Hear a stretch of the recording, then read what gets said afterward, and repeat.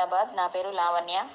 ఇండ్ల కేటాయింపులో దివ్యాంగులకు ప్రాధాన్యత. ప్రభుత్వ పథకాలతో పాటు ప్రభుత్వము పేదలకు ఇచ్చే ఇండ్ల కేటాయింపులో దివ్యాంగులకు తొలి ప్రాధాన్యత ఇవ్వాలని ఆదిలాబాద్ ఎమ్మెల్యే పాయల్ శంకర్ గారు అన్నారు. దివ్యాంగుల దినోత్సవం సందర్భంగా ఏర్పాటు చేసిన కార్యక్రమంలో ఆయన మాట్లాడారు. ఎన్నో కష్ట నష్టాలు ఉంచుకొని జీవనం గడుపుతున్న దివ్యాంగులకు అండగా నిలవాల్సిన అవసరం ఉందని ఆయన అన్నారు. స్వయం ఉపాధి పొందేందుకు వీలుగా బ్యాంకులు రుణాలు ఇవ్వాలని, దీనికోసం ప్రభుత్వమే చొరవ చూపాలని ఆయన అన్నారు. మీరు చూసారో లేదో, నేను అసెంబ్లీలో తొలిసారిగా దివ్యాంగుల గురించి ప్రస్తావన తెచ్చానని ఆయన అన్నారు. జిల్లా పాలనాధికారి సైతం మానవతా దృక్పథంతో అనేక పనులు చేసి పెడతారని, ఇలాంటి అధికారి రావడం మన అదృష్టమని ఆయన అన్నారు. ఎలాంటి సమస్యలున్నా తన దృష్టికి తీసుకొని రావాలని, వాటిని పరిష్కరించని కృషి చేస్తానని ఆయన అన్నారు. MM news, Adilabad.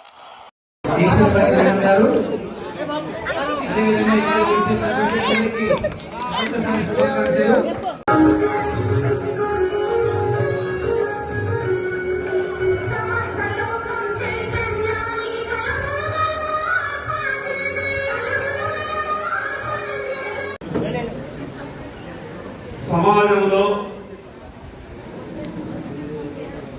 ఈ సమాజం ప్రభుత్వాలైనా అధికారులైనా ఎవరైనా సరే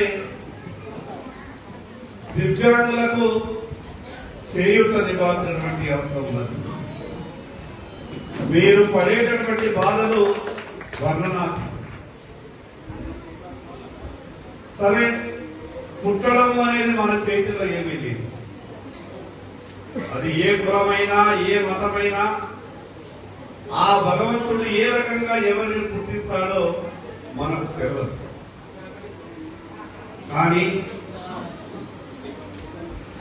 మీ జీవితాలకు, మీరు పడుతున్నటువంటి కష్టాలకు మానవతా దృక్పథంతో అందరూ కూడా ముందుకు రావాల్సినటువంటి అవసరం ఉన్నది.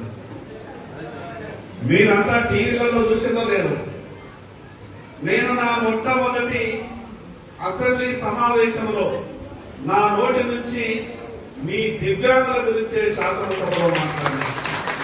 మీరెందరూ చూసినా నాకు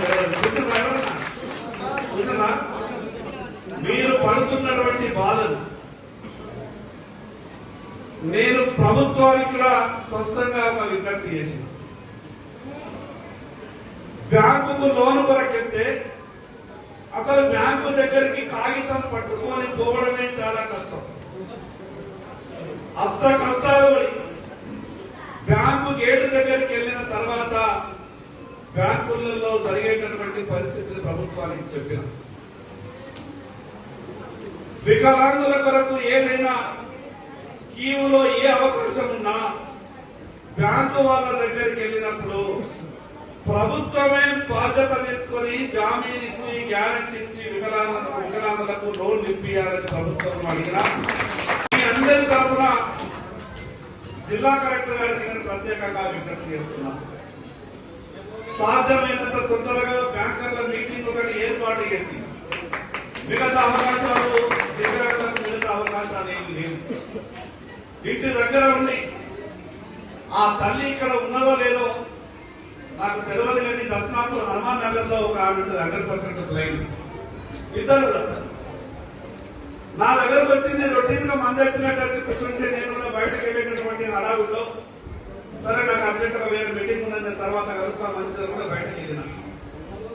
నేను నా కాదు ఇంటి బయట పెడుతున్నప్పుడు ఆమె గర్భస్వరంతో గట్టిగా ఒక మాట అన్నది. సార్, ఇద్దరం కళ్ళు లేని వాళ్ళం, భార్యాభర్తలం నీ దగ్గరకు వచ్చినాం సార్, మళ్ళా నువ్వు ఎక్కడుంటావో తెలియదు సార్, ఒక్క నిమిషం అసలు మాట్లాడిపోతారంటే ఆమె మాట విన్న తర్వాత నా కళ్ళకు నీళ్ళు. ఇద్దరు భార్యాభర్తలు, కళ్ళు లేవు. ఏం కావాలమ్మా, మీరు ఎట్లుంటున్నారు అని అంటే మీకు ఎవరు సున్నా పెడతారమ్మా అని నేను అడిగిన. సార్, నేనే వంట చేస్తా, నా భర్తలు పెడతా, నాకు ఒక కొడుకున్నాడు, నా కొడుకు పెడతాను. 2 కళ్ళు లేవు.